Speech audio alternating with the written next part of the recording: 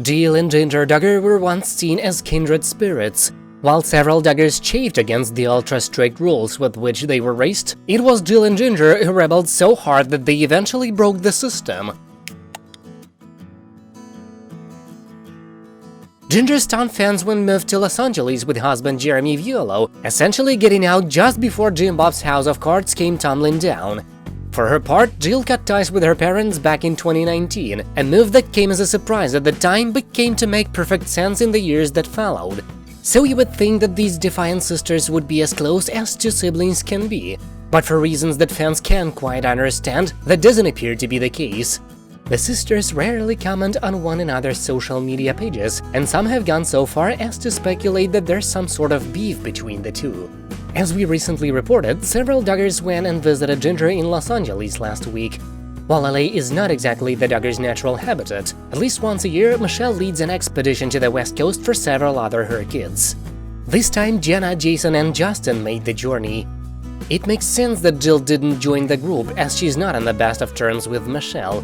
But as many fans have pointed out, it looks as though Jill has never made the trip to LA in all the years since Ginger has moved there. The situation has prompted speculation that there might be some sort of bad blood between Ginger and Jill.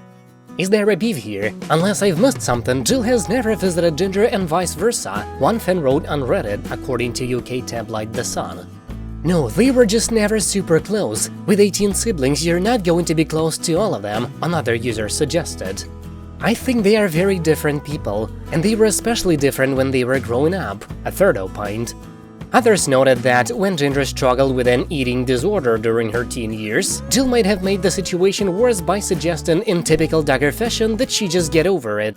I feel like Jill's toxic positivity was probably pretty harmful to Ginger while she was going through her eating disorder, one fan wrote.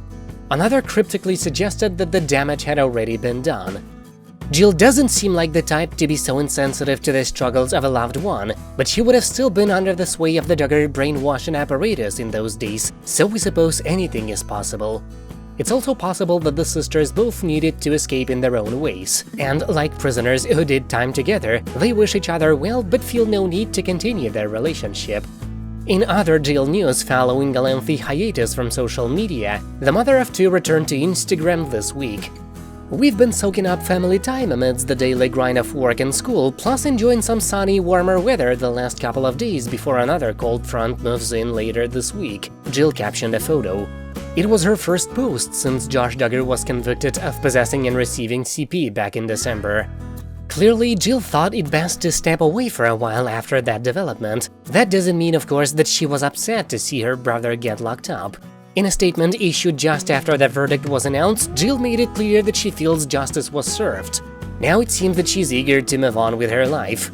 Perhaps someday Jill and Ginger, both of whom were molested by Josh when they were children, will be able to make room for one another in their lives.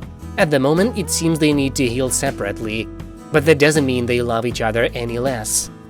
That's it for now, thank you for watching, please subscribe to stay tuned.